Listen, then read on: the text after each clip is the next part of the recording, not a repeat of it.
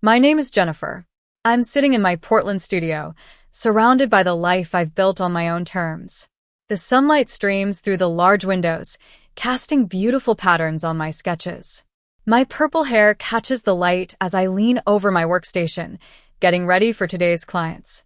The walls are covered with my unique floral tattoo designs, which have earned me quite a reputation in the industry. It was just a normal day at the studio when my middle brother, Ryan, texted me. "Can we talk?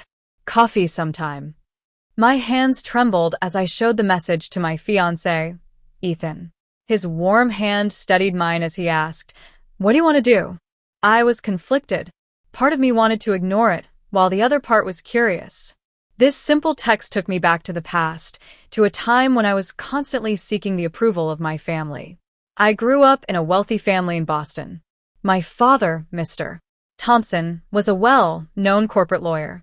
He was all about status and reputation. He always wore tailored suits and had a strict way of life.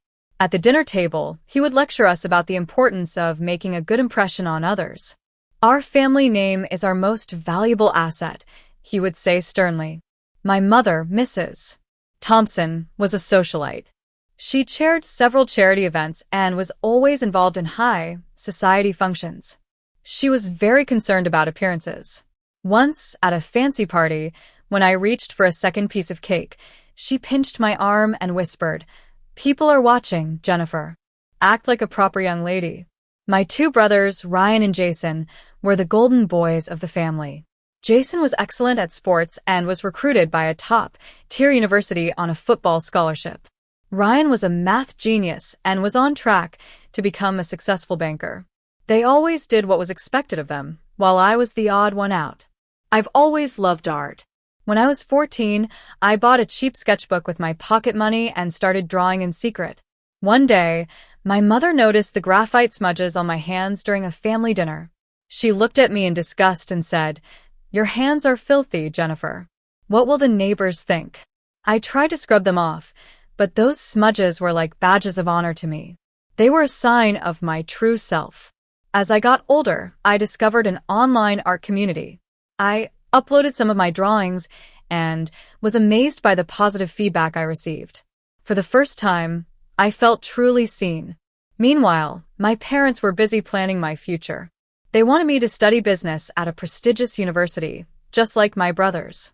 But I had other plans. I applied to several art schools across the country. When I finally received an acceptance letter from the New York School of Art, I knew my life was about to change. I showed the letter to my parents during dinner. My father's face turned red with anger. "This is a waste of time and money," he shouted. "You're throwing away a bright future." My mother just shook her head in disappointment. Despite their objections, I packed my bags and moved to New York. It was a tough start, but I was determined. I worked part-time jobs to support myself while studying art. I also started doing small tattoo gigs on the side, which eventually led to an apprenticeship at a well-known tattoo studio. After graduation, I moved to Portland. I was hired by a botanical tattoo studio called Nature's Canvas. I worked hard, learning everything I could from the owner, Lily. I listened to my clients' stories and created unique tattoos for them.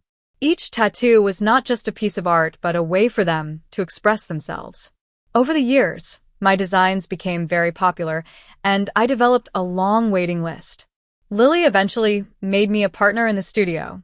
I was finally living the life I had always dreamed of. Then came the wedding invitations. Jason's wedding invitation arrived first. It came with a note asking me to cover my tattoos and wear conservative clothes. I decided to go, hoping for a chance at reconciliation. But when I arrived, I was treated like an outsider. I was seated at the back, and my family hardly acknowledged my presence. After that, similar things happened with other family events. I was always asked to change myself to fit in, but I refused. Eventually, I stopped receiving invitations altogether. It was a painful realization, but it also set me free. I met Ethan at an art exhibition. He was a photographer who documented alternative lifestyles. We connected immediately. He saw me for who I was, tattoos and all. He supported my art and my choices. When he proposed to me, I knew I had found my true family. As we planned our wedding, my parents tried to interfere. They wanted us to have a traditional, formal wedding and meet Ethan to evaluate him. But I decided not to invite them. I didn't want our special day to be filled with their judgment and criticism. Our wedding was a beautiful celebration of love and freedom. It was held at a rooftop garden of a local restaurant. Our friends and chosen family were there, and it was the happiest day of my life. 2 weeks after the wedding, my parents showed up at our door. They said they learned about our wedding from a newspaper article and were embarrassed that they weren't invited. I looked at them and said, "You're not upset about missing my wedding. You're upset that people know you missed it." I told them I had built a life with people who loved me for who I was, and I was happy. They left with stiff backs, and the door closed behind them, marking the end of my long, standing quest for their approval. Now, as I sit here in my studio, I'm at peace.